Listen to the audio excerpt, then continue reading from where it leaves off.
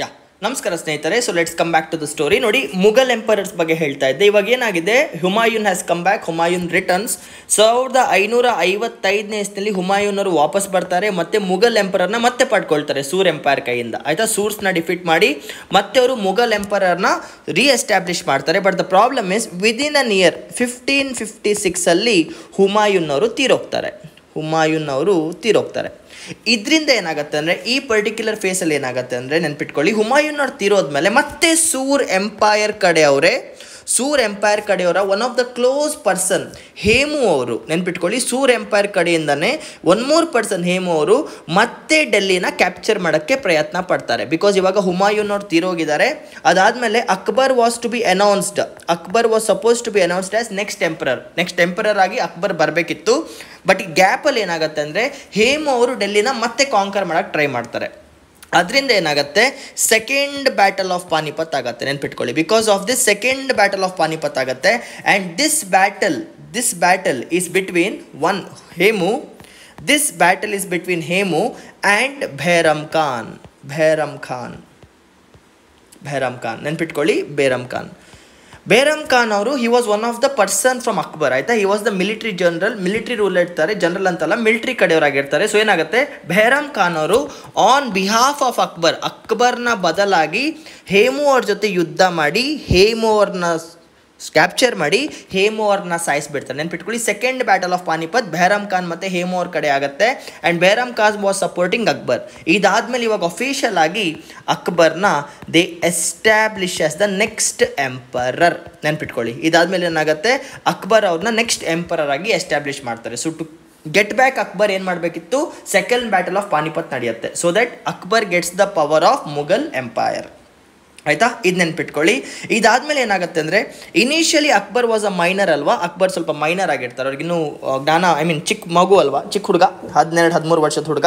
So initial ಫೇಸಸ್ಸಲ್ಲಿ ಏನಾಗುತ್ತೆ, ಬೇರಮ್ ಖಾನ್ ಅವ್ರ ಸಪೋರ್ಟಿಂದ ಅವರು ಆಳ್ವಿಕೆ ಮಾಡ್ತಾ ಇರ್ತಾರೆ. Bairam Khan was taking care of him. ಏನೇ ಅಡ್ಮಿನಿಸ್ಟ್ರೇಷನ್ ಡಿಸಿಷನ್ ಇದ್ರೂ ಕೂಡ ಬೇರಮ್ ಖಾನ್ ಅವ್ರು ತಗೊಳ್ತಾರೆ. And in 1560 and in 1560 Bairam Khan ಅವರು ರಿಟೈರ್ ಆಗ್ತಾರೆ. ನೆನ್ಪಿಟ್ಕೊಳ್ಳಿ, ಏನಾಗ್ತಿದೆ ಈಗ, ಅಕ್ಬರ್ ಅವ್ರು ಚಿಕ್ಕ ಹುಡುಗ ಆಗಿರೋದ್ರಿಂದ ಅವರಿಗೆ ಸಪೋರ್ಟ್ ಮಾಡೋಕ್ಕೋಸ್ಕರ ಕೆಲವರು ಹೆಲ್ಪಿಂಗ್ ಹ್ಯಾಂಡ್ಸ್ ಬೇಕಾಗುತ್ತೆ.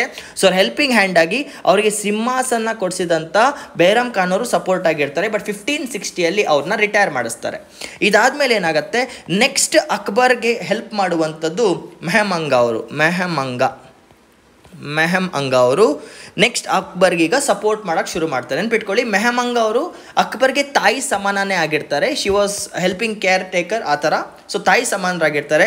ಬಟ್ ಇವರು ಕೂಡ 1562 ಅವ್ರ ಆಸ್ಥಾನನ ಕಳ್ಕೊಳ್ತಾರೆ, ಅವ್ರು ತೀರೋಗ್ಬಿಡ್ತಾರೆ. She will be dying. So 1562 around ಏನಾಗುತ್ತೆ, ಮೆಹಮಂಗ ಅವ್ರು ಕೂಡ ತೀರೋಗ್ತಾರೆ 1562-63 ರೇಂಜಲ್ಲಿ. ಅದಾದಮೇಲೆ ಏನಾಗುತ್ತೆ, Akbar gets the complete autonomy. ನೋಡಿ, ಅಕ್ಬರ್ ಅವರು ಇನಿಷಿಯಲಿ ಪವರ್ಗೆ ಬಂದಾಗ ಏನಾಗಿದೆ, ಒಂದು ಕಡೆ ಬೇರಮ್ ಖಾನ್ ಅವ್ರದ್ದು ಮಾತನ್ನ ಕೇಳ್ತಾ ಇದ್ರು. ಅದಾದಮೇಲೆ ಸ್ಲೋಲಿ ಏನಾಗುತ್ತೆ, ಮೆಹಮಂಗ ಅವ್ರ ಮಾತನ್ನ ಕೇಳ್ತಾರೆ. ಇದಾದಮೇಲೆ ಏನಾಗುತ್ತೆ, Akbar gets back his complete authority. ಇವಾಗ ಅಕ್ಬರ್ಗೆ ಆಲ್ಮೋಸ್ಟ್ 18 ವರ್ಷ ತುಂಬಿರುತ್ತೆ. ಈ ಟೈಮಲ್ಲಿ Akbar takes the control of the Mughal empire. Okay, and Akbar was very brilliant ಅಂತಲೇ ಹೇಳ್ಬೋದು. ಬಿಕಾಸ್ ಅಕ್ಬರ್ ಅವರು ತುಂಬ ರಿಫಾರ್ಮ್ಸ್ನ ಮಾಡ್ತಾರೆ, ತುಂಬ ಎನೆಕ್ಸೇಷನ್ಸ್ನ ಮಾಡ್ತಾರೆ. ಇದೇನೇನಂತೆ ಒನ್ ಬೈ ಒನ್ ನೋಡ್ಕೊಂಡು ಹೋಗೋಣ. ನೆನ್ಪಿಟ್ಕೊಳ್ಳಿ, ಮುಘಲ್ ಎಂಪೈರಲ್ಲಿ, ಓಕೆ, ಸ್ಟ್ರಾಂಗ್ ಮುಘಲ್ ಎಂಪೈರ್ಸಲ್ಲಿ one of the name that you people will listen is Akbar. Because he had the support of Birbal ಕೂಡ ಅವ್ರು ಸಪೋರ್ಟ್ ಆಗಿರ್ತಾರೆ. ನಿಮ್ಗೆ ಗೊತ್ತಿರುತ್ತೆ, ಜೋಧಾ ಅಕ್ಬರ್ ಕತೆ ಕೂಡ ಗೊತ್ತಿರುತ್ತೆ. ಇವ್ರದ್ದು ತುಂಬ ಸ್ಟೋರೀಸ್ ಇದೆ.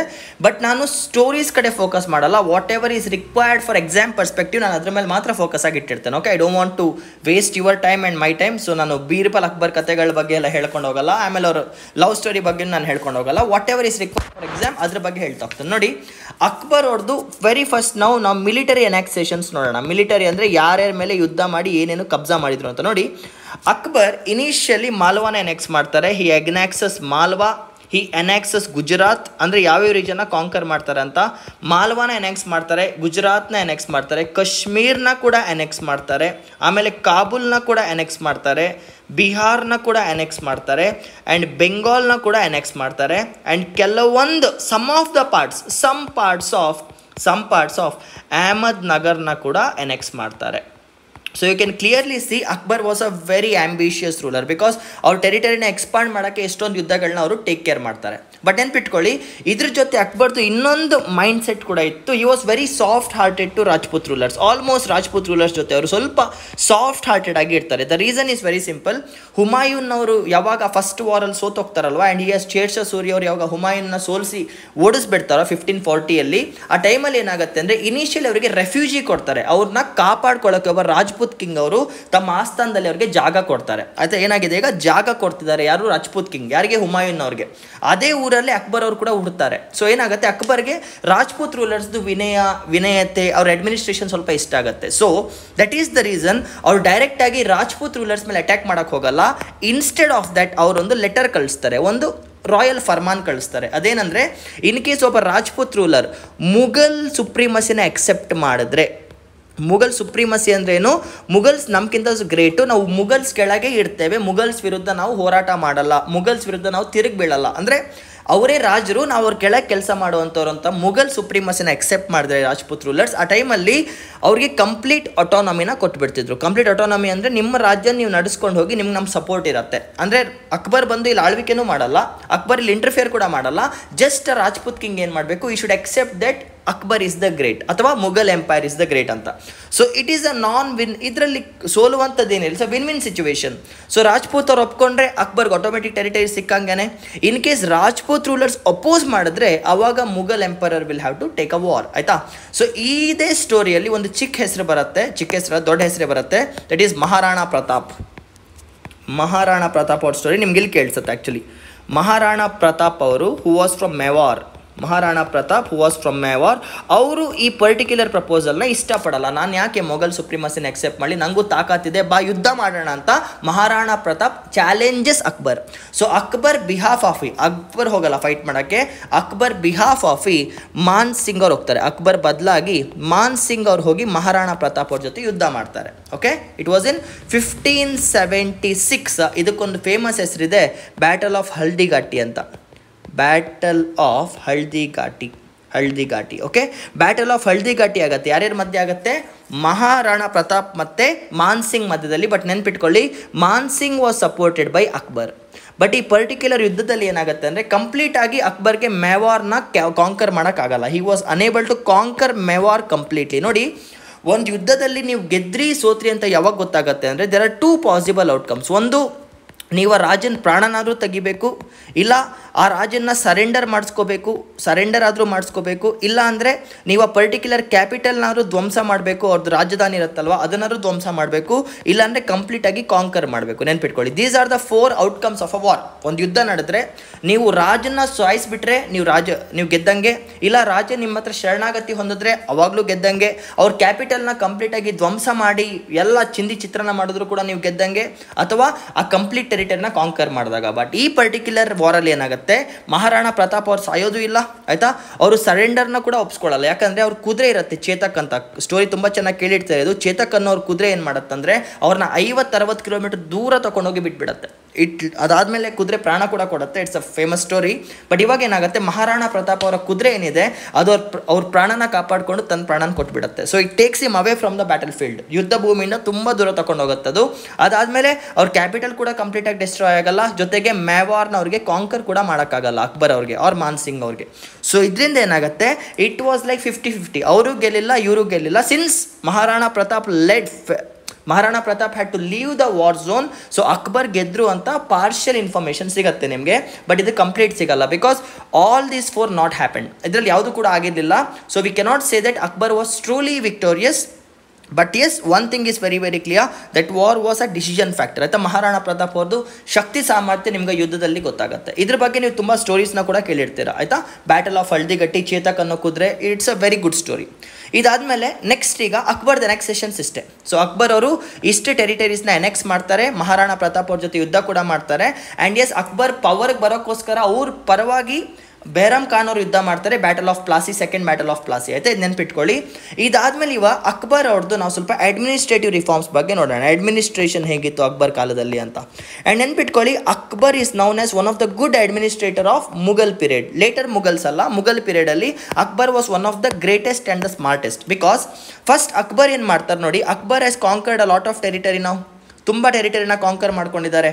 ಸೊ ಇಷ್ಟು ದೊಡ್ಡ ಟೆರಿಟರಿನ ಸಿಂಗಲ್ ಹ್ಯಾಂಡೆಡ್ ಆಗಿ ಹ್ಯಾಂಡಲ್ ಮಾಡೋಕ್ಕಾಗಲ್ಲ. ಸೊ ಅವ್ರು ಏನು ಮಾಡ್ತಾರೆ, ಟೆರಿಟರೀಸ್ನ ಪ್ರಾವಿನ್ಸಸ್ ಆಗಿ ಡಿವೈಡ್ ಮಾಡ್ತಾರೆ. ಸೂರ್ ಎಂಪೈರಲ್ಲಿ ಶೇಡ್ಸ್ ಆಫ್ ಸೂರ್ಯ ಅವ್ರು ಏನು ಫೌಂಡೇಶನ್ ಆಗ್ತಾರಲ್ವಾ, ಆ ಫೌಂಡೇಶನ್ ಇವ್ರು ಕಂಟಿನ್ಯೂ ಮಾಡ್ತಾರೆ. ಏನು ಮಾಡ್ತಾ ಇದ್ದಾರೆ, just like India has States, ನಮ್ಮ ಹತ್ರ ಈಗೇನು ಸ್ಟೇಟ್ಸ್ಗಳಿದೆ ಅದೇ ಥರ ಅವನು ಏನು ಮಾಡ್ತಾರೆ, ಪ್ರಾವಿನ್ಸಸ್ನ ಕ್ರಿಯೇಟ್ ಮಾಡ್ತಾರೆ, ಪ್ರಾವಿನ್ಸಸ್ನ ಬ್ರೇಕ್ ಡೌನ್ ಮಾಡ್ತಾರೆ. ಸೊ ಅವ್ರು ಕಂಪ್ಲೀಟ್ ಟೆರಿಟರಿನ ಪ್ರಾವಿನ್ಸ್ ಆಗಿ ಬ್ರೇಕ್ ಡೌನ್ ಮಾಡ್ತಾರೆ. ನೆನ್ಪಿಟ್ಕೊಳ್ಳಿ, ನಾವು ಸ್ಟೇಟ್ ಅಂತ ಏನು ಕರಿತೇವೆ, ರಾಜ್ಯಗಳಂತ ಏನು ಕರಿತೇವೆ, ಅವ್ರ ಕಾಲದಲ್ಲಿ ಇದನ್ನ ಸುಬಾ ಅಂತ ಕರಿತಿದ್ರು. ಸುಬಾ, SUBH ಸುಬಾ ಅಂತ. ಆ್ಯಂಡ್ ಇದನ್ನು ಅವರು ಪ್ರಾವಿನ್ಸ್ ಅಂತ ಕರಿತಿದ್ರು. Provinces is noun S Suba, ನಾವು ಅದನ್ನು ಸ್ಟೇಟ್ಸ್ ಅಂತ ಕರಿತೇವೆ. ಆಯಿತಾ. ಸುಬಾ ಒಳಗೆ ಸರ್ಕಾರನ ಎಸ್ಟಾಬ್ಲಿಷ್ ಮಾಡ್ತಾರೆ. ಸರ್ಕಾರ ಇಸ್ ಝೋನ್ಸ್. ಸೊ ಇದು ಸ್ವಲ್ಪ ಕಷ್ಟ ಆಗ್ಬೋದು ನಮ್ಗೆ ಎಕ್ಸ್ಪ್ಲೇನ್ ಮಾಡೋಕ್ಕೆ. ಫಾರ್ ಎಕ್ಸಾಂಪಲ್, ಸ್ಟೇಟ್ನ ಒಂದು ಚಿಕ್ಕ ಸ್ಟೇಟ್ಸ್ ಆಗಿ ಡಿವೈಡ್ ಮಾಡೋದು ಅಂತ ಇಟ್ಕೊಳ್ಳಿ. ಸ್ಟೇಟಲ್ಲಿ ಇಂಟರ್ನಲ್ ಡಿವಿಷನ್, ಅದಾದಮೇಲೆ ಪರಗಣ ಅಂತ ಬರುತ್ತೆ. ಪರಗಣ ಅಂದರೆ ಡಿಸ್ಟ್ರಿಕ್ಟ್. ನೆನ್ಪಿಟ್ಕೊಳ್ಳಿ, ಪರಗಣ ಇಸ್ ಡಿಸ್ಟ್ರಿಕ್ಟ್, ಸರ್ಕಾರ is not district. Pargana district. So ನೀವು ಸರ್ಕಾರ ಏನಂತ ಕೇಳೋದಾದರೆ ಕರ್ನಾಟಕನ ನಾರ್ತ್ ಕರ್ನಾಟಕ, ಸೌತ್ ಕರ್ನಾಟಕ ಆ ಥರ ಡಿವೈಡ್ ಮಾಡೋದಂತ ಅಂದ್ಕೊಳ್ಳಿ. ಸುಬಾ ಅಂದರೆ ಕರ್ನಾಟಕ ಫಸ್ಟ್ ಆಫ್ ಆಲ್, ಸರ್ಕಾರ ಅಂದರೆ ನಾರ್ತ್ ಕರ್ನಾಟಕ, ಸೌತ್ ಕರ್ನಾಟಕ ಅಂತ ಹಾಫ್ ಡಿವೈಡ್ ಮಾಡ್ಕೊಳ್ಳೋದು ಅಂತ ಇಟ್ಕೊಳ್ಳಿ. ಪರಗಣ ಅಂದರೆ ಡಿಸ್ಟ್ರಿಕ್ಟ್. ಅದಾದಮೇಲೆ ಮಹಲ್ ಬರುತ್ತೆ. Mahal was the next division.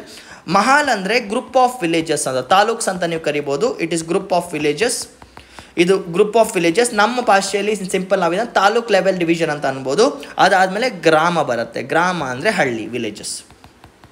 So this was how Akbar divided the territories. ಅವರು ಅತಿ ದೊಡ್ಡ ಸಾಮ್ರಾಜ್ಯನವರು ಸುಬಾ, ಸರ್ಕಾರ್, ಪರಗಣ, ಮಹಲ್ ಮತ್ತು ಗ್ರಾಮ ಆಗಿ ಡಿವೈಡ್ ಮಾಡ್ತಾರೆ. ಇದರಲ್ಲಿ ಅತಿ ಚಿಕ್ಕದು ಬಂದುಬಿಟ್ಟು ಗ್ರಾಮ, ಅತಿ ದೊಡ್ಡದು ಬಂದುಬಿಟ್ಟು ಸುಬಾ. ಸುಬಾ ಅಂದರೆ ಏನೀಗ in simple it is the state are the province ಅಂತ ಇಟ್ಕೊಳ್ಳಿ. ಆಯಿತಾ. ಇದಾದಮೇಲೆ ಇದು ಒಂದು ಕಡೆ, ಇದು ಅಡ್ಮಿನಿಸ್ಟ್ರೇಷನ್ಗೆ ಡಿವಿಷನ್ಸ್ ಮಾಡ್ಕೊಂಡಿದ್ದು. ಇದಾದಮೇಲೆ ಅವರು ಆಫೀಸರ್ಸ್ನ ಮನ್ಸಬ್ದಾರಿ ಸಿಸ್ಟಮಿಂದ ಎಸ್ಟಾಬ್ಲಿಷ್ ಮಾಡ್ಕೊಳ್ತಾರೆ. ಮನ್ಸಬ್ದಾರಿ ಸಿಸ್ಟಮ್ ಇದು ಅಕ್ಬರ್ನ ಕ್ರಿಯೇಟಿವಿಟಿ ಅಂತಲೇ ಹೇಳ್ಬೋದು. This is mansabdari system. Mansabdari ಅಂದರೆ ದ ಆಫೀಸರ್ಸ್ ಏನಿರ್ತಾರಲ್ವ, ನೋಬೆಲ್ಸ್ ಆಫ್ ಅಕ್ಬರ್ ಕೆಳಗೆ ವರ್ಕ್ ಮಾಡುವಂಥ ಆಫೀಸರ್ಸ್ ಏನಿದ್ದಾರೆ, for example IAS, IPS, police officers, constables ಇದೆಲ್ಲ, ಅವ್ರನ್ನ ಅವರು ಮನ್ಸಬ್ದಾರ್ಸ್ ಅಂತ ಕರಿತಿದ್ರು. Officers working under Akbar, mansabdars. ಆಯಿತಾ. ಆ್ಯಂಡ್ ಮನ್ಸಬ್ದಾರಿ ಸಿಸ್ಟಮಲ್ಲಿ 2 ಇಂಪಾರ್ಟೆಂಟ್ ಕಾಂಪೊನೆಂಟ್ಸ್ ಇದೆ. ಮೊದಲನೇದು ಜಾಟ್ ಅಂತ ಕರೀತಾರೆ, ಎರಡನೇದರು ಸವಾರ್ ಅಂತ ಕರೀತಾರೆ. One is zat and one more is sawar. So zat ಅಂದರೆ this is ranking of the officers. ಇದು ranking and salary of officers. Ranking and salaries of officers. ಇದು ಡ್ಯೂಟಿ ಆಫ್ ದ ಆಫೀಸರ್ಸ್. ಇದು ಸೇವೆಗಳು, ಆಫೀಸರ್ಸ್ ಏನು ಕೆಲಸ ಮಾಡಬೇಕು ಅಂತ. First of all let's I to understand zat. Zat ಅಂದರೆ ಏನು ಗೊತ್ತಾ, zat is the ranking system. ನೆನ್ಪಿಟ್ಕೊಳ್ಳಿ, ಪ್ರತಿಯೊಂದು ಆಫೀಸರ್ಗೂ ಕೂಡ ಅವರು ರ್ಯಾಂಕ್ನ ಕೊಡ್ತಾರೆ. ಫಾರ್ ಎಕ್ಸಾಂಪಲ್ ನಾವು constable, head constable, SI, PSI ಏನೇನು ಕೊಡ್ತಾ ಹೋಗ್ತೀವಲ್ಲ ಅದೇ ಥರ ರ್ಯಾಂಕ್ ಕೊಡ್ತಾಯಿದ್ರು. ಬಟ್ ಅಲ್ಲಿ ರ್ಯಾಂಕ್ನ ನಂಬರ್ ಆಗಿ ಕೊಡ್ತಾಯಿದ್ರು. ಫಾರ್ ಎಕ್ಸಾಂಪಲ್, ನಿನ್ನ ರ್ಯಾಂಕ್ 100, ನಿನ್ನ ರ್ಯಾಂಕ್ 2000, ನಿನ್ನ ರ್ಯಾಂಕ್ 7000, ನಿನ್ನ ರ್ಯಾಂಕ್ 3000 ಅಂತ. So rank was a number given to that. Zat is a ranking number. ಆಯಿತಾ. ಸೊ ರ್ಯಾಂಕಿಂಗ್ ನಂಬರ್ಸ್ ಏನಿದೆ ಅದು 100ರಿಂದ ಹಿಡಿದು 7000ವರೆಗೂ ಹೋಗ್ತಾ ಇತ್ತು. 7000 ರ್ಯಾಂಕ್ ಇರ್ತಿತ್ತು. ರ್ಯಾಂಕ್ ಅಂದರೆ ನಂಬರ್. ನಾವು ACP, DSP ಅಂತ ಕರಿತೀವಲ್ಲ, ಅವರು 1000 ಮನ್ಸಬ್ದಾರ್, 2000 ಮನ್ಸಬ್ದಾರ್ ಅಂತ ಕರಿತಿದ್ರು. ಯಾರ ಹತ್ರ 7000 ಇದೆಯೋ this was the highest and lowest was 100. ನೆನ್ಪಿಟ್ಕೊಳ್ಳಿ, ಎಷ್ಟು ಜಾಸ್ತಿ ನಂಬರ್ ನಿಮಗೆ ಕೊಡ್ತಾರೋ ನೀವು ಅಷ್ಟು ಹೈ ಪೊಸಿಷನಲ್ಲಿ ಇದ್ದೀರಾ ಅಂತ. ಆಯಿತಾ. ಇದಾದಮೇಲೆ ಇದು ರ್ಯಾಂಕಿಂಗ್ ಸಿಸ್ಟಮ್ ಆಯಿತು. ಇದಾದಮೇಲೆ ಅವರಿಗೆ ಸ್ಯಾಲರೀಸ್ ಕೊಡ್ತಾಯಿದ್ರು. ಸ್ಯಾಲರೀಸ್ನ ಅವರು 2 ಥರ ಕೊಡ್ತಾಯಿದ್ರು. ಒಂದು ನಿಮಗೆ ಕ್ಯಾಶ್ ಫಾರ್ಮಲ್ಲಿ ಕೊಡ್ತಾಯಿದ್ರು, ದುಡ್ಡು ಫಾರ್ಮಲ್ಲಿ ಕೊಡ್ತಾಯಿದ್ರು. ಕ್ಯಾಶ್ ಫಾರ್ಮಲ್ಲಿ ಜನರಲಿ ಕಮ್ಮಿ ಲೆವೆಲ್ ಮನ್ಸದಾಬ್ರಿಗೆ ಕೊಡ್ತಾರೆ. ಫಾರ್ ಎಕ್ಸಾಂಪಲ್ 100, 200, 300 ಇರುತ್ತಲ್ವ, ಇವ್ರಿಗೆ ಸ್ಯಾಲರೀಸ್ ಕಮ್ಮಿ ಇರ್ತಾಯಿತ್ತು. ಸೊ ಇದನ್ನು ಕ್ಯಾಶ್ ರೂಪದಲ್ಲಿ ಕೊಡ್ತಾಯಿದ್ರು. ಬಟ್ 4000, 5000, 6000, 7000 ರ್ಯಾಂಕ್ಸ್ ಎಲ್ಲ ಇದ್ದಾಗ ಕ್ಯಾಶ್ ಕೊಡೋಕ್ಕೆ ಸ್ವಲ್ಪ ಕಷ್ಟ ಆಗೋದ್ರಿಂದ ಅವರು ಜಾಗೀರ್ಸ್ನ ಕೊಡ್ತಾಯಿದ್ರು. ಜಾಗೀರ್ ಅಂದರೆ ಲ್ಯಾಂಡ್ ಕೊಡ್ತಾಯಿದ್ರು, ಜಮೀನು. ಲ್ಯಾಂಡ್ ಗ್ರ್ಯಾಂಟ್ಸ್ ಅಂದರೆ ಏನಾಗುತ್ತೆ, ನಿಮಗೆ ಜಮೀನು ಸಿಗುತ್ತೆ, ಆ ಜಮೀನಿಂದ ನೀವು ಟ್ಯಾಕ್ಸ್ ಕಲೆಕ್ಟ್ ಮಾಡಿಕೊಂಡು ನೀವು ನಿಮ್ಮ ಸ್ಯಾಲ್ರೀಸ್ನ ಪಡ್ಕೋಬೋದು ಅಂತ. ಇದನ್ನು ಜಾಗೀರ್ ಅಂತ ಕರೀತಾರೆ, ಲ್ಯಾಂಡ್ ಗ್ರ್ಯಾಂಟ್ಸ್. ಬಟ್ ನೆನ್ಪಿಟ್ಕೊಳ್ಳಿ, ಯಾರಿಗೆ ಕ್ಯಾಶ್ ರೂಪದಲ್ಲಿ ಸ್ಯಾಲ್ರಿ ಸಿಗ್ತಿತ್ತೋ ಅವ್ರನ್ನ ನಗದಿ ಮನ್ಸಬ್ದಾರ್ಸ್ ಅಂತ ಕರಿತಿದ್ರು. ನಗದಿ ಮನ್ಸಬ್ದಾರ್. ಫಾರ್ ಎಕ್ಸಾಂಪಲ್, ನೀವು ನಗದಿ ಅಂತ ಕೇಳ್ತಿರ್ತಿರಲ್ವ generally, it comes from here only. Naqdi mansabdar. ನಗದಿ ಅಂದರೆ ಇವರಿಗೆ ಸ್ಯಾಲ್ರಿ ಕ್ಯಾಶ್ ಫಾರ್ಮಲ್ಲಿ ಸಿಗ್ತಾ ಇತ್ತು. ಜಾಗೀರ್ದಾರಿ ಮನ್ಸಬ್ದಾರ್ಸ್ ಅಂದರೆ ಇವರಿಗೆ ಜಾಗೀರ್ ಫಾರ್ಮಲ್ಲಿ ಸ್ಯಾಲ್ರಿ ಸಿಗ್ತಿತ್ತು. ಜಾಗೀರ್ದಾರಿ ಮನ್ಸಬ್ದಾರ್ಸ್ ಇವರಿಗೆ ಜಮೀನು ಕೊಡ್ತಾಯಿದ್ರು. ಸೊ ಆ ಜಮೀನಲ್ಲಿ ಬರುವಂಥ ಟ್ಯಾಕ್ಸ್ ಏನಿದೆ ಅದರಿಂದ ಅವರು ದುಡ್ಡನ್ನ ದುಡ್ಕೋಬೋದಿತ್ತು. ಬಟ್ ನೆನ್ಪಿಟ್ಕೊಳ್ಳಿ, ಜಾಗೀರ್ದಾರಿ ಮನ್ಸಬ್ದಾರಲ್ಲಿ ಮತ್ತೆ 2 ಥರ ಮನ್ಸಬ್ದಾರ್ಸ್ ಬರ್ತಿದ್ರು. ಒಂದನ್ನ ತನ್ಕ್ವಾ ಮನ್ಸಬ್ದಾರ ಅಂತ ಕರೀತಿದ್ರು. ತನ್ಕ್ವಾ TANKHAWAH. ತನ್ಖ್ವಾ ಅಂದರೆ ಏನು? ಸ್ಯಾಲರಿ. ನೆನ್ಪಿಟ್ಕೊಳ್ಳಿ, ತನ್ಖ್ವಾ ಅಂದರೆ ಇನ್ ಸಿಂಪಲ್ ಸ್ಯಾಲರಿ. ಇದೇನಂದರೆ for a short period of time, ನಿಮಗೆ ಒಂದು 2 ವರ್ಷ 3 ವರ್ಷದ ಮಟ್ಟಿಗೆ ನಿಮಗೆ ಜಾಗೀರು ಕೊಡ್ತಾಯಿದ್ರು. ಈ 2-3 ವರ್ಷದಲ್ಲಿ ಎಷ್ಟೆಷ್ಟು ಬರುತ್ತೋ ಅದು ನಿಮ್ಮದು. ಇದಾದಮೇಲೆ ಮತ್ತೆ ಜಮೀನನ್ನು ನೀವು ವಾಪಸ್ ಮುಘಲ್ ಎಂಪರರ್ಗೆ ಒಪ್ಪಿಸಬೇಕಾಗಿತ್ತು. For a short period of time ನಿಮ್ಗೆ ಲ್ಯಾಂಡ್ ಮೇಲೆ ರೈಟ್ ಇರುತ್ತೆ. ಫಾರ್ ಎಕ್ಸಾಂಪಲ್ ಲೀಸಿಗೆ ಕೊಟ್ಟಂಗೆ, ನಿಮ್ಗೆ ಲ್ಯಾಂಡ್ನ ಅವ್ರು ಲೀಸಿಗೆ ಕೊಡ್ತಿದ್ದಾರೆ, ಎಷ್ಟು ದುಡ್ಕೊಳ್ಳಿ. ಅದಾದಮೇಲೆ ಟೈಮ್ ಪೀರಿಯಡ್ ಮುಗಿದ್ಮೇಲೆ ನೀವು ಅದನ್ನು ವಾಪಸ್ ಕೊಡಬೇಕಿತ್ತು. ಇದಾದಮೇಲೆ ಇನ್ನೊಂದು ಥರ ಮನ್ಸಬ್ದಾರ್ ಇದ್ದರು. ದಿಸ್ ಈಸ್ ವತನ್ ಮನ್ಸಬ್ದಾರ್. ವತನ್ ಮನ್ಸಬ್ದಾರ್ ಅಂದರೆ ಕಂಪ್ಲೀಟ್ ಪವರ್. ಮನ್ಸಬ್ದಾರ್ ಅಂದರೆ ಒಂದು ಸಲ ಲ್ಯಾಂಡ್ ಕೊಟ್ಟರೆ ಅದು ನಿಮಗೆ ಆಗಿತ್ತು, ಮತ್ತು ನೀವು ಅದನ್ನ ರಿಟರ್ನ್ ಮಾಡಬೇಕಂತ ಇಲ್ಲ. ಸೊ ಅದು ನಿಮ್ಮ ಮಕ್ಕಳಿಗೆ, ನಿಮ್ಮ ಮೊಮ್ಮಕ್ಕಳಿಗೆ ಕೊಟ್ಕೊಂಡು ಹೋಗ್ಬೋಯ್ತು. ನೋಡಿ, ಇನ್ ಸಿಂಪಲ್ ಮನ್ಸಬ್ದಾರಿ ಸಿಸ್ಟಮ್ ಅಂದರೆ ಅವ್ರ ಆಫೀಸರ್ಸ್ನ ರ್ಯಾಂಕ್ ಮಾಡೋಕ್ಕೋಸ್ಕರ ಇಟ್ಟಂಥ ಒಂದು ಪದ್ಧತಿ. ಸೊ ಜಾಟ್ ಅಂದರೆ ranking and salaries of the mansabdars. Mansabdars ಅಂದರೆ ಆಫೀಸರ್ಸ್. ಅದರಲ್ಲಿ 2 ಥರ ಪೇಮೆಂಟ್ಸ್ ಆಗ್ತಿತ್ತು, ಕ್ಯಾಶ್ ಮತ್ತು ಜಾಗೀರ್. ಆ್ಯಂಡ್ ಮನ್ಸಬ್ದಾರ್ ರ್ಯಾಂಕ್ ಬಂದುಬಿಟ್ಟು ನಂಬರಿಂದ ಬರ್ತಾ ಇತ್ತು.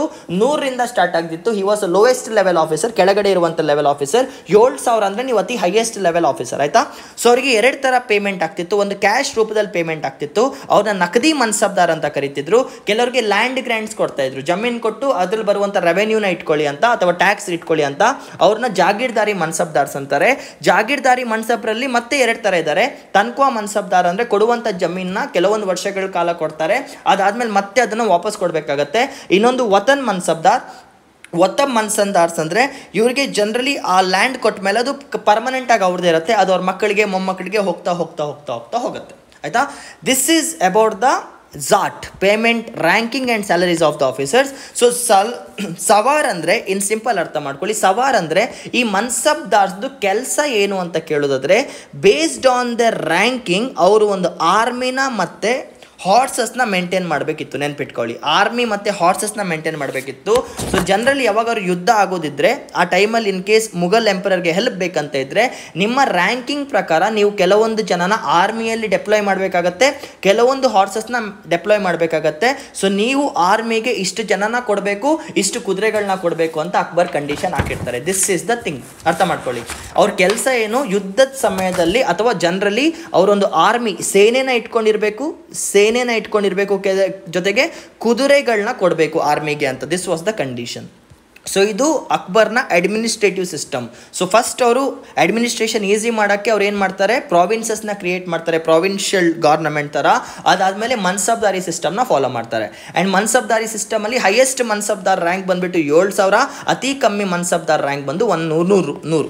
ಸೊ ಯಾರ್ದು ಸ್ಯಾಲ್ರಿ ಜಾಸ್ತಿ ಇರುತ್ತೋ ಅವ್ರಿಗೆ ಸ್ಯಾಲ್ರಿ ಕೊಡೋಕ್ಕಾಗ್ದಿರೋ ಟೈಮಲ್ಲಿ ಜಾಗೀರ್ಸ್ನ ಕೊಡ್ತಾಯಿದ್ರು. ವತನ್ ಜಾಗೀರ್ಸ್ ಮತ್ತು ತನ್ಖ್ವಾ ಜಾಗೀರ್ದಾಸ್. ಇದಾದಮೇಲೆ ತನ್ಖ್ವಾ ಜಾಗೀರ್ದಾರ್ಸ್ ಏನು ಮಾಡಬೇಕು, ವಾಪಸ್ ಅದನ್ನ ಒಪ್ಪಿಸ್ಬೇಕಾಗತ್ತೆ. ವತನ್ ಜಾಗೀರ್ದಾಸ್ ಅದು ಪರ್ಮನೆಂಟಾಗಿ ಇಟ್ಕೊಳ್ತಿದ್ರು. This was the administrative setup of Akbar. ಇದಾದಮೇಲೆ ನಾವು ಇನ್ನೂ 2 ನೋಡ್ಕೋಬೇಕು. ಫಸ್ಟ್ ಒನ್ ಈ ಸೋಷಿಯೋ ರಿಲಿಜಿಯಸ್ ಮತ್ತು ಎಕನಾಮಿಕ್. ನೋಡಿ, ಫಸ್ಟ್ ಎಕನಾಮಿ ಬಗ್ಗೆ ಮಾತಾಡ್ಬಿಡ್ತಾನೆ. ಎಕನಾಮಿಕ್ ಸಿಸ್ಟಮ್ ಅಂದರೆ ಟ್ಯಾಕ್ಸೇಷನ್ ಪಾಲಿಸಿ, ಹೇಗೆ ಟ್ಯಾಕ್ಸೇಷನ್ ಪಾಲಿಸಿ ನಡೀತಿತ್ತಂತ ನೆನ್ಪಿಟ್ಕೊಳ್ಳಿ. ಇದಕ್ಕೋಸ್ಕರ ಅಕ್ಬರ್ ಅವರು ಈ ಪವರ್ನ ತಮ್ಮ ಫಿನಾನ್ಸ್ ಮಿನಿಸ್ಟರ್ಗೆ ಕೊಡ್ತಾರೆ. ಈಗ ನರೇಂದ್ರ ಮೋದಿ ಅವರು ಫಿನಾನ್ಸ್ ಮಿನಿಸ್ಟರ್, ನಿರ್ಮಲಾ ಸೀತಾರಾಮನ್ ಹೇಗಿದ್ದಾರೆ, ಅದೇ ಥರ ಅಕ್ಬರ್ ಅವ್ರಿಗೆ ಫಿನಾನ್ಸ್ ಮಿನಿಸ್ಟರ್ ಇರ್ತಾರೆ. ಇವ್ರ ಹೆಸರು ರಾಜಾ ತೋಡರ್ಮಲ್ ಅಂತ. ರಾಜಾ ತೋಡರ್ಮಲ್ ಹೆಂಗಾದ್ರು ಕರೀರಿ, ರಾಜಾ ತೋಡರ್ಮಲ್ ರಾಜಾ ತೋಡರ್ಮಲ್ ಹೆಂಗಾದ್ರು ಕರ್ಕೊಳ್ಳಿ, ಆಯಿತಾ. ರಾಜಾ ತೋಡರ್ಮಲ್ ಅವರು ಇವ್ರೇನು ಮಾಡ್ತಾರೆ ಅಂದರೆ ಒಂದು ಸಿಸ್ಟಮ್ನ ತಗೊಬರ್ತಾರೆ ಟ್ಯಾಕ್ಸ್ನ ಕಲೆಕ್ಟ್ ಮಾಡೋಕ್ಕೆ. That is progressive taxation system. Progressive taxation ಅಂದರೆ ಈಗ ನಮ್ಮ ಇಂಡಿಯಾದಲ್ಲಿ ಕೂಡ ಪ್ರೋಗ್ರೆಸಿವ್ ಟ್ಯಾಕ್ಸೇಷನ್ ಇದೆ. ಅದೇನೆಂದರೆ ನೀವೆಷ್ಟು ಹೆಚ್ಚು ದುಡಿತೀರೋ ನೀವು ಅಷ್ಟು ಹೆಚ್ಚು ಟ್ಯಾಕ್ಸ್ ಕಟ್ಟಬೇಕು, ನೀವು ಕಮ್ಮಿ ದುಡಿದ್ರೆ ಕಮ್ಮಿ ಟ್ಯಾಕ್ಸ್ ಕಟ್ಟಬೇಕು ಅಂತ. ಅದನ್ನೇ ಇವರು ಇಲ್ಲಿ ತಗೊಬರ್ತಾರೆ. ಆ ಸಿಸ್ಟಮ್ಗೆ ಅವ್ರು ಕೊಡುವಂಥ ಹೆಸರು DAHISHLA, ದಹಿಶಾಲಾ ಸಿಸ್ಟಮ್ ಅಂತ ಕರೀತಾರೆ. ದಹಿಶಾಲಾ ಸಿಸ್ಟಮ್ ಅಂತ ಕರೀತಾರೆ. ಈ ಸಿಸ್ಟಮ್ನ ಟ್ಯಾಕ್ಸೇಷನ್ ಸಿಸ್ಟಮ್. ಇದ್ರ ಪ್ರಕಾರ ಏನಂದರೆ ನೋಡಿ, ಜನರಲಿ ನೀವು ಟ್ಯಾಕ್ಸ್ ಕಟ್ಟೋದು ನಿಮ್ಮ ಫಲವತ್ತಾದ ನೆಲದ ಮೇಲೆ, ನಿಮ್ಮ ನೆಲದ ಮೇಲೆ. ಸೊ ನಿಮ್ಮ ನೆಲ ಎಷ್ಟು ಜಾಸ್ತಿ ಉಳಿಮೆ ಮಾಡಿ ಎಷ್ಟು ಜಾಸ್ತಿ ರಿಟರ್ನ್ ಕೊಡುತ್ತೋ ಅಷ್ಟು ಜಾಸ್ತಿ ನೀವು ದುಡ್ಡು ಕೊಡಬೇಕಾಗತ್ತೆ. ಅದಕ್ಕೆ ಅವರು ನೆಲನ 4 ನೆಲಗಳಾಗಿ ಡಿವೈಡ್ ಮಾಡ್ಕೊಳ್ತಾರೆ. ಫಲವತ್ತ ಮೇಲೆ, ನೆಲದ ಫಲವತ್ತಿನ ಪವರ್ ಮೇಲೆ 4 ಡಿಫ್ರೆಂಟ್ ನೆಲಗಳಾಗಿ ಡಿವೈಡ್ ಮಾಡ್ತಾರೆ. ಮೊದಲನೇದನ್ನು ಪೋಲಜ್ ಲ್ಯಾಂಡ್ ಅಂತ ಕರೀತಾರೆ, ಪೋಲಜ್ ನೆಲ. ಮೊದಲನೇದನ್ನು ಪೋಲಜ್ ನೆಲ ಅಂತ ಕರೀತಾರೆ, ಪೋಲಜ್ ಲ್ಯಾಂಡ್. ಇದು ಸಿಕ್ಕಾಪಟ್ಟೆ ಫಲವತ್ತಾಗಿರೋ ಮಣ್ಣಿನ ಸತ್ವಗಳನ್ನು ಹೊಂದಿರುವಂಥ ನೆಲ. ಈ ಪರ್ಟಿಕ್ಯುಲರ್ ನೆಲದಲ್ಲಿ ಪ್ರತಿ ವರ್ಷನೂ ಕೂಡ ನೀವು ಉಳಿಮೆ ಮಾಡ್ಬೋದು. ಈ ವರ್ಷ 2024 ಉಳಿಮೆ ಮಾಡಿದ್ರೆ 2025 ಕೂಡ ಉಳಿಮೆ ಮಾಡಿ, 2026 ಕೂಡ ಉಳಿಮೆ ಮಾಡಿ, ಈ ಮಣ್ಣಿನ ಫಲವತ್ತತೆ ಕಮ್ಮಿ ಆಗ್ತಾ ಇರಲ್ಲ. ಅರ್ಥ ಆಯ್ತು? It's a very rich fertile land, ಸಿಕ್ಕಾಪಟ್ಟೆ ಫರ್ಟೈಲ್ ಲ್ಯಾಂಡ್. ಇಂಥ ನೆಲ ನಿಮ್ಮ ಹತ್ರ ಹೊಂದಿದ್ರೆ ಇದಕ್ಕೆ ನೀವು ಅತಿ ಹೆಚ್ಚು ಟ್ಯಾಕ್ಸ್ನ ಕಟ್ಟಬೇಕಾಗಿತ್ತು, ಹೈಯೆಸ್ಟ್ ಟ್ಯಾಕ್ಸ್ನ ಕಟ್ಟಬೇಕು. ಬಿಕಾಸ್ ನಿಮ್ಮ ಹತ್ರ ಪೋಲಜ್ ಲ್ಯಾಂಡ್ ಇದೆ. ಇದಕ್ಕಿಂತ ಸ್ವಲ್ಪ ಕೆಳಗೆ ಬಂದರೆ ಇದನ್ನು ಪಾರತಿ ಲ್ಯಾಂಡ್ ಅಂತ ಕರೀತಾರೆ. ಪಾರತಿ ಲ್ಯಾಂಡ್, ಪಾರತಿ ನೆಲ. ಈ ನೆಲದ ಸತ್ವ ಏನಂದರೆ, ಒಂದು ವರ್ಷ ನೀವು ಉಳುಮೆ ಮಾಡಿದ್ರೆ ಮುಂದಿನ ವರ್ಷ ನೀವು ಇಲ್ಲಿ ಉಳುಮೆ ಮಾಡೋ ಹಾಗಿಲ್ಲ. ಅದಾದಮೇಲೆ ಮತ್ತೊಂದು ವರ್ಷದಲ್ಲಿ ಉಳುಮೆ ಮಾಡಬೇಕು. ಯಾಕೆ? ಈ ಮಧ್ಯದಲ್ಲಿರುವಂಥ ವರ್ಷದಲ್ಲಿ ಮಣ್ಣಿನ ಫಲವತ್ತತೆ ಮತ್ತೆ ಬರಲಿ ಅಂತ ಕಾಯುವುದಿದು. ಅರ್ಥ ಆಗ್ತಿದೆ? ಒಂದು ವರ್ಷ ಉಳುಮೆ ಮಾಡಿದ್ರಿ, ಮುಂದಿನ ವರ್ಷ ಮಾಡಿಲ್ಲ, ಅದಾದ್ಮೇಲೆ ಮಾಡಿದ್ರಿ, ಮತ್ತೆ ಮಾಡಿಲ್ಲ, ಅದಾದ್ಮೇಲೆ ಮತ್ತೆ ಮಾಡಿದ್ರಿ. ಸೊ ಇಲ್ಲಿ ಟ್ಯಾಕ್ಸ್ ಸ್ವಲ್ಪ ಕಮ್ಮಿ ಇರುತ್ತೆ. Tax is bit down. And ನೆನ್ಪಿಟ್ಕೊಳ್ಳಿ, ಇಲ್ಲಿ ನೀವು ಪ್ರತಿ ವರ್ಷ ಟ್ಯಾಕ್ಸ್ ಕಟ್ಟಬೇಕಂತ ಇಲ್ಲ. ನೀವು ಯಾವ್ಯಾವ ವರ್ಷ ಕಲ್ಟಿವೇಷನ್ ಮಾಡ್ತಿರೋ, ಯಾವ್ಯಾವ ವರ್ಷ ನೀವು ಇಲ್ಲಿ ಬಿತ್ತನೆ ಮಾಡ್ತಿರೋ ಆ ಪರ್ಟಿಕ್ಯುಲರ್ ವರ್ಷ ಮಾತ್ರ ನೀವು ಟ್ಯಾಕ್ಸ್ ಕಟ್ಟಬೇಕಾಗಿರುತ್ತೆ. ಇದನ್ನು ಅವರು ಪಾರತಿ ಲ್ಯಾಂಡ್ ಅಂತ ಕರೀತಾರೆ. ಅಂದರೆ ಒಂದು ವರ್ಷ ಉಳುಮೆ ಮಾಡಿ, ಒಂದು ವರ್ಷ ಖಾಲಿ ಬಿಡಿ, ಒಂದು ವರ್ಷ ಉಳುಮೆ ಮಾಡಿ, ಒಂದು ವರ್ಷ ಖಾಲಿ ಬಿಡಿ. ಅದಾದಮೇಲೆ ಕಚರ್ ಲ್ಯಾಂಡ್ ಬರುತ್ತೆ, CACHAR, ಕಚರ್ ಲ್ಯಾಂಡ್. ಇದು ಕೂಡ ಸಿಮಿಲರ್. ಬಟ್ ಇಲ್ಲೇನಂದರೆ ನೀವು ಒಂದು ವರ್ಷ ಉಳುಮೆ ಮಾಡಿದ್ರೆ 2 ವರ್ಷ ಖಾಲಿ ಬಿಡಬೇಕಾಗತ್ತೆ. ಬಿಕಾಸ್ ಆ ನೆಲ ಏನಿದೆ ಅಷ್ಟು ಸತ್ವಗಳನ್ನ ಹೊಂದಿರಲ್ಲ. ಸೊ ಅದಕ್ಕೆ ರಿಕವರ್ ಆಗೋಕ್ಕೆ 2 ವರ್ಷ ಟೈಮ್ ಹಿಡಿಯುತ್ತೆ. ಇಲ್ಲೂ ಕೂಡ ಟ್ಯಾಕ್ಸ್ ಕಮ್ಮಿನೇ. ಆ್ಯಂಡ್ ಸೇಮ್, ನೀವು ಯಾವ ವರ್ಷ ಉಳುಮೆ ಮಾಡ್ತಾರೋ ಆ ವರ್ಷ ಟ್ಯಾಕ್ಸ್ ಕಟ್ಟಿದ್ರೆ ಸಾಕು. ಇದಾದಮೇಲೆ ಲೋವೆಸ್ಟ್ ಫಾರ್ಮ್ ಆಫ್ ಲ್ಯಾಂಡ್ನ ಬಂಜರ್ ಭೂಮಿ ಅಂತ ಕರೀತಾರೆ. ನಾವು ಈ ಪದನ ಇವಾಗಲೂ ಕೂಡ ಬಳಸ್ತೇವೆ, ಬಂಜರ್ ಭೂಮಿ, ನಮ್ಮದು ಬಂಜರ್ ನೆಲ ಅಂತ ಕರೀತಾರೆ. ಬಂಜರ್ ಅಂದರೆ ಲೋವೆಸ್ಟ್ ಫರ್ಟಿಲಿಟಿ ಲ್ಯಾಂಡ್. ಇಲ್ಲಿ ಬೈ ಚಾನ್ಸ್ ನೀವು ಒಂದು ಸಲ ಉಳುಮೆ ಮಾಡಿದ್ರೆ ಮತ್ತೆ ಆ ಮಣ್ಣಿಗೆ ಸತ್ವಗಳನ್ನ ಪಡ್ಕೊಳ್ಳೋಕ್ಕೆ 5-6 ವರ್ಷನೇ ಆಗಿಬಿಡ್ಬೋದು. ಅರ್ಥ ಆಯ್ತಾ? 5-6 ವರ್ಷ ನೀವು ಆ ನೆಲನ ಖಾಲಿ ಬಿಡಬೇಕಾಗತ್ತೆ. ಒಂದು ಸಲ ಉಳುಮೆ ಮಾಡಿದ್ರೆ ಬರುವಂಥ ಈಲ್ಡ್ ಆದಮೇಲೆ 5-6 ವರ್ಷ ನೀವು ಅಲ್ಲೆಲ್ಲ ಖಾಲಿ ಬಿಟ್ಬಿಟ್ರೆ ಅದಕ್ಕೆ ತನ್ನ ಸತ್ವಗಳನ್ನ ಮತ್ತೆ ಪಡ್ಕೊಳ್ಳುವಂಥ ಶಕ್ತಿ ಇರುತ್ತೆ. ಇದನ್ನು ಬಂಜರ್ ಭೂಮಿ ಅಂತ ಕರೀತಾರೆ. ಇಂಥ ನೆಲಕ್ಕೆ ಅವ್ರು ತುಂಬ ಕಮ್ಮಿ ಟ್ಯಾಕ್ಸ್ನ ಇಂಪ್ಲಿಮೆಂಟ್ ಮಾಡ್ತಾರೆ. ಸೊ ಏನಾಗ್ತಿದೆ, ಇಲ್ಲಿ ಎಕನಾಮಿಕ್ ಸಿಸ್ಟಮಲ್ಲಿ ಅವರು ಟ್ಯಾಕ್ಸೇಷನ್ ಸಿಸ್ಟಮ್ ತಗೊಬರ್ತಾರೆ ಬೇಸ್ಡ್ ಆನ್ ದ ಲ್ಯಾಂಡ್. ಅದರಲ್ಲಿ ಅವರು 4 ಥರ ಲ್ಯಾಂಡ್ನ ಐಡೆಂಟಿಫೈ ಮಾಡ್ತಾರೆ: polaj land, parati land, kachchar land, banjar land. So ನಿಮ್ಮ ಹತ್ರ ಬಂಜರ್ ಭೂಮಿ ಇದ್ದರೆ ನೀವು 5 ವರ್ಷಕ್ಕೆ 6 ವರ್ಷಕ್ಕೆ ಒಂದ್ಸಲ ಯಾವಾಗ ಉಳುಮೆ ಮಾಡ್ತಿರಲ್ವಾ ಆವಾಗ ಟ್ಯಾಕ್ಸ್ ಕಟ್ಟಿದ್ರೆ ಸಾಕು. ನಿಮ್ಮ ಟ್ಯಾಕ್ಸ್ ರೇಟ್ ಕೂಡ ತುಂಬ ಕಮ್ಮಿ ಇರ್ತಿತ್ತು. ಅದೇ ನೀವು ಪೋಲಜ್ ಲ್ಯಾಂಡ್ ಓನರ್ ಆಗಿದ್ದರೆ ಸತ್ವಗಳು ಜಾಸ್ತಿ ಇರೋದ್ರಿಂದ ನೀವು ಪ್ರತಿ ವರ್ಷವೂ ಕಲ್ಟಿವೇಷನ್ ಮಾಡ್ತೀರಾ, ಪ್ರತಿ ವರ್ಷವೂ ಟ್ಯಾಕ್ಸ್ ಕಟ್ಟಬೇಕು. ಆ್ಯಂಡ್ ಇಲ್ಲಿ ಫಲವತ್ತತೆ ಜಾಸ್ತಿ ಇರೋದ್ರಿಂದ ನಿಮಗೆ ಜಾಸ್ತಿ ರಿಟರ್ನ್ಸ್ ಬರೋದ್ರಿಂದ ಇಲ್ಲಿ ನಿಮ್ಮದು ಟ್ಯಾಕ್ಸೇಷನ್ ಪ್ರೈಸ್ ಕೂಡ ತುಂಬ ಜಾಸ್ತಿ ಇರುತ್ತೆ. So this is the economic system. ಇದಾದಮೇಲೆ ಅಕ್ಬರ್ ಅವ್ರದ್ದು ಸೋಷಿಯೋ ರಿಲಿಜಿಯಸ್ ಸಿಸ್ಟಮ್ನ ಕೂಡ ನೋಡ್ಬಿಡೋಣ. Socio religious initiatives are socio religious system. So socio religious ಸಿಸ್ಟಮ್ಸ್ಗೆ ಬರೋದಾದರೆ ನೋಡಿ, ಫಸ್ಟ್ ಆಫ್ ಆಲ್ ಮುಗಲ್ಸಲ್ಲಿ ಒಂದು ಪದ್ಧತಿ ಇರುತ್ತೆ. ಅದೇನಂದರೆ ವಾರ್ ಪ್ರಿಸನರ್ಸ್ ಅಂದರೆ ಇನ್ ಕೇಸ್ ನೀವು ಒಂದು ಸಾಮ್ರಾಜ್ಯದ ಮೇಲೆ ದಂಡಯಾತ್ರೆ ಮಾಡಿ ಹೋದ್ರಿ, ಅಲ್ಲಿರುವಂಥ ಸೈನಿಕರನ್ನ ನೀವು ಕಬ್ಜಾ ಮಾಡಿದ್ರಿ, ಎನಿಮಿ ಟೀಮ್ ಸೈನಿಕರನ್ನ ನೀವು ಕಬ್ಜಾ ಮಾಡಿದ್ರೆ ಇವ್ರನ್ನ ನಾವು ಪ್ರಿಸನರ್ಸ್ ಆಫ್ ವಾರ್ ಅಂತ ಕರಿತೇವೆ. ಫಾರ್ ಎಕ್ಸಾಂಪಲ್, ಈಗ ಇಂಡಿಯಾ ಪಾಕಿಸ್ತಾನ ಮಧ್ಯದಲ್ಲಿ ಯುದ್ಧ ಆಯಿತು, ಪಾಕಿಸ್ತಾನ ಅವರು ಕೆಲವೊಂದು ಸೋಲ್ಜರ್ಸ್ ನಮ್ಮ ಹತ್ರ ಬಂದು ಸಿಗಾಕೋ ಬೀಳ್ತಾರಲ್ವಾ, when Indian government is holding the custody of the Pakistan soldiers, ಅದನ್ನು ನಾವು ಪ್ರಿಸನರ್ಸ್ ಆಫ್ ವಾರ್ ಅಂತ ಕರಿತೇವೆ. ಪ್ರಿಸನರ್ಸ್ ಆಫ್ ವಾರ್ ಆಯಿತಾ. ಇವ್ರ ಜೊತೆ ನಾವು ತುಂಬ ಪ್ರೀತಿಯಿಂದ ನಡ್ಕೋಬೇಕಂತ ಇಂಟರ್ನ್ಯಾಷನಲ್ ಕಂಡೀಷನ್ಸ್ ಹೇಳುತ್ತೆ. ನೀವು ಇದನ್ನ ಟಾರ್ಚರ್ ಮಾಡೋ ಹಾಗಿಲ್ಲ, ಪೇನ್ ಕೊಡೋ ಹಾಗಿಲ್ಲ ಅಂತ. ಬಟ್ ಮುಗಲ್ಸಲ್ಲಿ ಏನಾಗ್ತಿತ್ತು, ಪ್ರಿಸನರ್ಸ್ ಆಫ್ ವಾರ್ಸ್ಗೆ 2 ಆಪ್ಷನ್ಸ್ ಕೊಡ್ತಾ ಇದ್ರು. ಒಂದು, ಯು ಕನ್ವರ್ಟ್ ಟು ಇಸ್ಲಾಂ, ಹಿಂದೂ ಆಗಿದ್ರಂತ ಇಟ್ಕೊಳ್ಳಿ, ಕ್ರಿಶ್ಚಿಯನ್ ಆಗಿದ್ರಂತ ಇಟ್ಕೊಳ್ಳಿ, ಸಿಕ್ಕಾಕೋಬಿದ್ಮೇಲೆ ನೀನು ಮುಸ್ಲಿಮ್ ಕನ್ವರ್ಟ್ ಆದರೆ ನಿನ್ನ ಬಿಟ್ಟು ಕಳಿಸ್ತೇನೆ, ಇಲ್ಲ ಅಂದರೆ ನಿನ್ನ ಕೊಂದು ಹಾಕ್ತೇನೆ ಅಂತ. This was their policy. Mughals wanted to expand the Islamic conversions. So ಅವ್ರು ಏನು ಮಾಡ್ತಿದ್ರು, ಪ್ರಿಸನರ್ಸ್ ಆಫ್ ವಾರ್ಸ್ಗೆ ಆಪ್ಷನ್ ಕೊಡ್ತಾ ಇದ್ರು. ಒಂದು, ನೀನು ಇಸ್ಲಾಮಿಗೆ ಕನ್ವರ್ಟ್ ಆಗಪ್ಪ, ಇಲ್ಲಾಂದರೆ ದೇವ್ರ ಹತ್ರನೇ ಹೋಗಪ್ಪ ಅಂತ. ಸೊ ಈ ಪದ್ಧತಿನ ಅಕ್ಬರ್ ಅವರು ನಿಲ್ಲಿಸ್ತಾರೆ. Akbar stops the practice of converting prisoners of war to Islamic faith. ಇದರಿಂದ ಏನಾಗುತ್ತೆ, ಜನರಿಗೆ ಅಕ್ಬರ್ ಏನಿದ್ದಾರೆ, he feels tolerant to other religions. ಬೇರೆ ರೂಲರ್ಸ್ ಎಲ್ಲ ಏನು ಮಾಡ್ತಿದ್ರು, ಇಸ್ಲಾಂನ ಪ್ರೊಪೊಗೇಟ್ ಮಾಡಿ ಬೇರೆಯವ್ರಿಗೆ ಸ್ವಲ್ಪ ತೊಂದರೆ ಕೊಡ್ತಾಯಿದ್ರು. But Akbar looks like he is having a good heart ಅಂತ ಅನಿಸುತ್ತೆ. ಆಯಿತಾ. ಇದಾದಮೇಲೆ ಇನ್ನೊಂದು ಥರ ಟ್ಯಾಕ್ಸ್ ಇತ್ತು, ಜಿಜಿಯಾ ಟ್ಯಾಕ್ಸ್. ಇದ್ರ ಬಗ್ಗೆ ಹೇಳಿದ್ದೇನೆ ನಾನು. ಜಿಜಿಯಾ ಟ್ಯಾಕ್ಸ್ ಅಂದರೆ ನೀವು ಇನ್ ಕೇಸ್ ನಾನ್ ಮುಸ್ಲಿಮ್ ಆಗಿದ್ದರೆ ನೀವು ಪ್ರೊಟೆಕ್ಷನ್ ಮನಿ ಕೊಡಬೇಕಾಗತ್ತೆ. ಪ್ರೊಟೆಕ್ಷನ್ ಮನಿ ನೀವು ಮುಘಲ್ ಎಂಪರರಲ್ಲಿ ಸೇಫಾಗಿರೋಕ್ಕೋಸ್ಕರ ಏನು ಮಾಡಬೇಕು, ನೀವು ಪ್ರೊಟೆಕ್ಷನ್ ಮನಿನ ಕೊಡಬೇಕಾಗತ್ತೆ. ಸೊ ದಟ್ ನಿಮ್ಮ ಪ್ರಾಣ ಹಾನಿ ಆಗದೆ ಇರಲಿ ಅಂತ ಈ ಪರ್ಟಿಕ್ಯುಲರ್ ಜಿಜಿಯಾ ಟ್ಯಾಕ್ಸ್ನ ಕೂಡ ಅವ್ರು ಕ್ಯಾನ್ಸಲ್ ಮಾಡ್ತಾರೆ. ಸೊ ನಾನ್ ಮುಸ್ಲಿಮ್ಸ್ ಈಗ ಜಿಜಿಯಾ ಟ್ಯಾಕ್ಸ್ ಕಟ್ಟಬೇಕಂತ ಇಲ್ಲ. ಬಟ್ ಇನ್ನೊಂದು ನೆನ್ಪಿಟ್ಕೊಳ್ಳಿ, ಪಿಲಿಗ್ರಿಮೇಜ್ ಟ್ಯಾಕ್ಸ್ ಇತ್ತು. ಪಿಲಿಗ್ರಿಮೇಜ್ ಟ್ಯಾಕ್ಸ್ ಇನ್ ಕೇಸ್ ನೀವು ತೀರ್ಥಯಾತ್ರೆಗೆ ಹೋಗ್ತೀರಾ, ಕಾಶಿಗೆ ಹೋಗ್ತೀರಾ ಅಂತ ಇಟ್ಕೊಳ್ಳಿ, ತೀರ್ಥಯಾತ್ರೆಗೆ ಹೋಗ್ಬೇಕಂತ ಇದ್ರು ಕೂಡ ನೀವು ಪಿಲಿಗ್ರಿಮೇಜ್ ಟ್ಯಾಕ್ಸ್ ಕಟ್ಟಬೇಕಿತ್ತು. ತೀರ್ಥಯಾತ್ರೆಗೆ ಹೋಗಕ್ಕೆ ಕೂಡ ಟ್ಯಾಕ್ಸ್ ಕಟ್ಟಬೇಕಿತ್ತು. ಅಕ್ಬರ್ ಅವರು ಈ ಪರ್ಟಿಕ್ಯುಲರ್ ಟ್ಯಾಕ್ಸ್ನ ಟ್ಯಾಕ್ಸ್ನ ಕೂಡ ತೆಗೆದಾಕ್ತಾರೆ. ನೆನ್ಪಿಟ್ಕೊಳ್ಳಿ, ಪ್ರಿಸ್ನರ್ಸ್ ಆಫ್ ವಾರ್ಸ್ನ ಇವಾಗ ಇಸ್ಲಾಂ ರಿಲಿಜನ್ ಕನ್ವರ್ಟ್ ಕೂಡ ಮಾಡ್ತಾ ಇಲ್ಲ, ಜೊತೆಗೆ ಜಿಜಿಯಾ ಟ್ಯಾಕ್ಸ್ ಕೂಡ ಇಲ್ಲ, ಜೊತೆಗೆ ಪಿಲಿಗ್ರಿಮೇಜ್ ಟ್ಯಾಕ್ಸ್ ಕೂಡ ಇಲ್ಲ. ಈ ಪರ್ಟಿಕ್ಯುಲರ್ ಟೈಮಲ್ಲಿ ನಿಮ್ಗೆ ಏನು ಅನ್ಸ್ಬೋದು ಅಂದರೆ Akbar was very tolerant towards other religions ಅಂತ ಅನ್ಸುತ್ತೆ. ಇದ್ರ ಜೊತೆಗೆ ಅಕ್ಬರ್ ಅವರು ಟೆಂಪಲ್ ಕಟ್ಟೋಕ್ಕೋಸ್ಕರ ಫಂಡ್ಸ್ನ ಕೂಡ ಕೊಡ್ತಾರೆ. ಹಿಂದೂಗಳಿಗೆ ಟೆಂಪಲ್ಸ್ ಕಟ್ಟೋಕ್ಕೆ ಅಕ್ಬರ್ ಅವರು ಫಂಡ್ಸ್ನ ಕೂಡ ಕೊಡ್ತಾರೆ. ಆ ಫಂಡ್ಸಲ್ಲಿ ಫಸ್ಟ್ ಕನ್ಸ್ಟ್ರಕ್ಟ್ ಆಗುವಂಥ ದೇವಸ್ಥಾನದ ಹೆಸರು ಕೇಶವರಾಯ ಟೆಂಪಲ್. ಮೊದಲನೇದು ಕೇಶವರಾಯ ಟೆಂಪಲ್ ಕನ್ಸ್ಟ್ರಕ್ಷನ್ಗೆ ಫಂಡ್ಸ್ನ ಕೊಡ್ತಾರೆ. ದಿಸ್ ವಾಸ್ ಇನ್ ಮಥುರಾ, ಇದು ಮಥುರಾದಲ್ಲಿದೆ. ಕೇಶವರಾಯ ಟೆಂಪಲ್ ಮಥುರಾದಲ್ಲಿ ಕನ್ಸ್ಟ್ರಕ್ಷನ್ಗೋಸ್ಕರ ದುಡ್ಡು ಕೊಡ್ತಾರೆ. ಇದಾದಮೇಲೆ 100% ಫಂಡ್ ಕೊಡ್ತಾರೆ. Second one was 100% fund full temple ಕಟ್ಟೋಕ್ಕೆ ಗೋವಿಂದ ದೇವ್ ಟೆಂಪಲ್ಗೆ ದುಡ್ಡು ಕೊಡ್ತಾರೆ. ಗೋವಿಂದ ದೇವ್ ಟೆಂಪಲ್ ಆಫ್ ವೃಂದಾವನದಲ್ಲಿ, ಕೃಷ್ಣನ ಗೊತ್ತಲ್ಲ ವೃಂದಾವನ. ಸೊ ವೃಂದಾವನದಲ್ಲಿ ಗೋವಿಂದ ದೇವ್ ಟೆಂಪಲ್ ಕಟ್ಟಕ್ಕೆ ಅಕ್ಬರ್ ಅವರು ಫುಲ್ ಫಂಡ್ಸ್ನ ಕೊಡ್ತಾರೆ. ಜೊತೆಗೆ ಕೇಶವರಾಯ ಟೆಂಪಲ್ ಕಟ್ಟಕ್ಕೆ ಕೆಲವೊಂದು ಫಂಡ್ಸ್ನ ಅವರು ಒದಗಿಸಿ ಕೊಡ್ತಾರೆ. ಬಟ್ ಪ್ರಾಬ್ಲಮ್ ಏನಂದರೆ ಫ್ಯೂಚರಲ್ಲಿ ಔರಂಗಜೇಬ್ ಯಾವಾಗ ಪವರ್ಗೆ ಬರ್ತಾರಲ್ವಾ, ಅವ್ರು ಇದೆರಡೂ ಟೆಂಪಲ್ಸ್ನ ನಾಶ ಮಾಡಿಬಿಡ್ತಾರೆ. ಔರಂಗಜೇಬ್ ಪವರ್ಗೆ ಬಂದಾಗ ಫ್ಯೂಚರಲ್ಲಿ ನಿಮ್ಗೆ ಗೊತ್ತಾಗುತ್ತೆ, ಆಫ್ಟರ್ 2-3 ಕಿಂಗ್ಸ್ ಏನಾಗುತ್ತಂದರೆ ಇದೇ ಟೆಂಪಲ್ಸ್ನ ಔರಂಗಜೇಬ್ ಅವರು ಹಾಳು ಮಾಡ್ತಾರೆ. ಸೊ ಅಕ್ಬರ್ ಅವ್ರು ಕಟ್ಟಿದಂಥ ಟೆಂಪಲ್ಸ್ನ ಔರಂಗಜೇಬ್ ಅವರು ಡ್ಯಾಮೇಜ್ ಮಾಡ್ತಾರೆ. ಆಯಿತಾ, ಇದಾದಮೇಲೆ ಇನ್ನೊಂದು ಕೂಡ ಇದೆ. ಅಕ್ಬರ್ ಅವರು ಇಬಾದತ್ ಖಾನ ಅನ್ನೋ ಒಂದು ಬಿಲ್ಡಿಂಗ್ನ ಕಟ್ಟಿಸ್ತಾರೆ. ಇಬಾದತ್ ಖಾನ ಅನ್ನೋ ಒಂದು ಪ್ಲೇಸ್ನ ಕಟ್ಟಿಸ್ತಾರೆ. ನೆನ್ಪಿಟ್ಕೊಳ್ಳಿ, ಇಬಾದತ್ ಖಾನ ಅಂದರೆ ಬೇರೆ ಬೇರೆ ಧರ್ಮದ ವ್ಯಕ್ತಿಗಳು ಬಂದಿಲ್ಲಿ ಕೂತ್ಕೊಳ್ತಾರೆ. ಹಿಂದೂಯಿಂದ ಒಬ್ರು ಹೋಗ್ಬೋದು, ಕ್ರಿಶ್ಚಿಯನಿಂದ ಒಬ್ರು ಹೋಗ್ಬೋದು, ಮುಸ್ಲಿಮಿಂದ ಒಬ್ರು, ಕ್ರೈಸ್ತಿಂದ ಒಬ್ರು ಹೋಗ್ಬೋದು. ಸೊ ಏನಾಗುತ್ತೆ ಅಂದರೆ ಇಲ್ಲಿ ರಿಲಿಜಿಯಸ್ ಮ್ಯಾಟರ್ಸ್ ಮೇಲೆ ಡಿಸ್ಕಷನ್ಸ್ ಮತ್ತು ಡಿಬೇಟ್ಸ್ ಆಗ್ತಿರುತ್ತೆ. ಡಿಫ್ರೆಂಟ್. ಸೊ ಇಲ್ಲಿ ಏನಾಗ್ತಿದೆ, Akbar was getting to know that ಬೇರೆ ಬೇರೆ ಧರ್ಮದಲ್ಲಿ ಯಾವ್ಯಾವ ಥರ ಕಂಡೀಷನ್ಸ್ ಇದೆ, ಏನೇನು ರೂಲ್ಸ್ ಆ್ಯಂಡ್ ರೆಗ್ಯುಲೇಷನ್ಸ್ ಇದೆ, ಈ ರೂಲ್ಸಲ್ಲಿ ಏನು ಫ್ಲಾಸ್ ಇದೆ, ಏನು ಫಾಂಟ್ಸ್ ಇದೆ, ಪ್ರತಿಯೊಂದು ಕೂಡ ಇಬಾದತ್ ಖಾನದಲ್ಲಿ ಡಿಸ್ಕಷನ್ಸ್ ಆಗಬೇಕಾದ್ರೆ ಅಕ್ಬರ್ ಅವ್ರು ಕೂತ್ಕೊಂಡು ಕೇಳ್ತಾ ಇದ್ರು. ಆ್ಯಂಡ್ ನೆನ್ಪಿಟ್ಕೊಳ್ಳಿ, ಇಲ್ಲಿ ಬರುವಂಥ ವ್ಯಕ್ತಿ ಎಷ್ಟೇ ಒಳ್ಳೆ ಮಾತಾಡಲಿ, ಎಷ್ಟೇ ಕೆಟ್ಟ ಮಾತಾಡಲಿ, Akbar was remaining calm because ಅವರಿಗೆ ರಿಯಾಲಿಟಿ ಗೊತ್ತಾಗಬೇಕಿತ್ತು. So Ibadat Khana was a place where religious debates ಆಗ್ತಾ ಇತ್ತು. ಆಯಿತಾ, ಇದಾದಮೇಲೆ ಇಬಾದತ್ ಖಾನದಲ್ಲಿ ಆದಂಥ ಡಿಸ್ಕಷನ್ಸ್ ಮತ್ತು ಡೆಲಿಬರೇಷನ್ಸ್ ಮೇಲೆ ಅವರೊಂದು ಹೊಸ ಧರ್ಮನೇ ತೊಗೊಬರ್ತಾರೆ. ನ್ಯೂ ಐಡಿಯಾಲಜಿ ತೊಗೊಬರ್ತಾರೆ. ನ್ಯೂ ಐಡಿಯಾಲಜಿ, ಇದನ್ನು ಅವರು ದಿನ್ ಎ ಇಲಾಹಿ ಅಂತ ಅಂತಾರೆ. ದಿನ್ ಎ ಐ ಅಲ್ಲ, ಇದು ಎ, ದಿನ್ ಎ ಇಲಾಹಿ.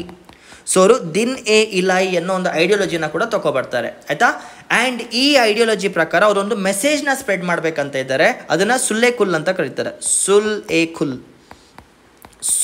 ಕುಲ್. ಸೊ ದಿನ್ ಎ ಇಲಾಹಿ ಅನ್ನೋ ರಿಲಿಜನ್ನ ರೆಫರೆನ್ಸ್ ಆಗಿ ಇಟ್ಕೊಂಡು ಅವರೇ ಸೃಷ್ಟಿ ಮಾಡ್ತಾರೆ ಹೊಸ ಧರ್ಮನ, ಥಿಯಾಲಜಿನ.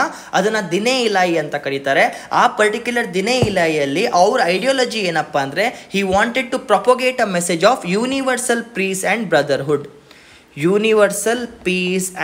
ಬ್ರದರ್ಹುಡ್. ಎಲ್ಲರೂ ಶಾಂತಿಯಿಂದ ಬದುಕೋಣ, ಅಣ್ಣ ತಮ್ಮರ ಥರ ಬದುಕೋಣ ಅನ್ನೋ ಕಾನ್ಸೆಪ್ಟ್ಗೋಸ್ಕರ ಅವರು ದಿನ್ ಎ ಇಲಾಹಿ ಅನ್ನೋ ಐಡಿಯಾಲಜಿಯಲ್ಲಿ, ಥಿಯಾಲಜಿಯಲ್ಲಿ ಸುಲ್ ಕುಲ್ ಅನ್ನೋ ಒಂದು ಮೆಸೇಜ್ನ ಸ್ಪ್ರೆಡ್ ಮಾಡೋಕ್ಕೆ ಶುರು ಮಾಡ್ತಾರೆ. ಆಯ್ತಾ, this was the thing. So these are some of the important social religious reforms and administrative reforms and economic reforms plus annexation policies of Akbar. So Mughal ರೂಲರ್ಸಲ್ಲಿ ಬರುವಂಥ ಅತಿ ಮುಖ್ಯವಾದಂಥ ಪ್ಲೇಯರ್ ಹೆಸರು ನೀವು ಕೇಳೋದಾದರೆ I think it has to be Akbar. And ಇವರು ಜೋಧಾ ಅನ್ನೋರನ್ನ ಕೂಡ ಮದುವೆ ಆಗ್ತಾರೆ. She was not even a Muslim. ಆಯ್ತಾ, ಅದು ಕೂಡ ಇದೆ. ಜೊತೆಗೆ ಇವರು ಆಸ್ಥಾನದಲ್ಲಿ ಇದ್ದಂಥ ಬ್ರೈನ್ ಪೀಪಲ್, ಈ ಆಸ್ಥಾನದಲ್ಲಿ ಇದ್ದಂಥ ಮಿನಿಸ್ಟರ್ಸ್ ತುಂಬ ನಾಲೆಜೇಬಲ್ ಆಗಿರ್ತಾರೆ. ಫಾರ್ ಎಕ್ಸಾಂಪಲ್ ಅಕ್ಬರ್ ಬೀರ್ಬಲ್ ಕಥೆಗಳನ್ನ ಕೂಡ ನೀವು ಕೇಳಿರ್ತೀರಾ. So Akbar was having very good amount of resources, very good amount of patience compared to others. Akbar ಚಿಕ್ಕ ವಯಸ್ಸಿನಿಂದನೇ ತುಂಬ ಒಳ್ಳೆ ರಾಜಾಗಿ ಬೆಳೀತಾ ಬರ್ತಾರೆ. ಆಯಿತಾ, ಇದನ್ನು ಕೇಳಿ ತುಂಬ ಜನಕ್ಕೆ ಉರಿಬೋದು, ಗುರು ಕೋಪ ಮಾಡ್ಕೋಬೇಡಿ, ನಾನು ಸ್ಟೋರಿ ಹೇಳ್ತಿಲ್ಲ, ಇರೋ ಫ್ಯಾಕ್ಟ್ಸ್ನ ಹೇಳ್ತಾ ಇದ್ದೇನೆ. ಆಯಿತಾ, so this is all about Akbar. So next ruler ಬಗ್ಗೆ ನೋಡ್ತಾ ಹೋಗೋಣ. ಓಕೆನಾ? ಜೈ.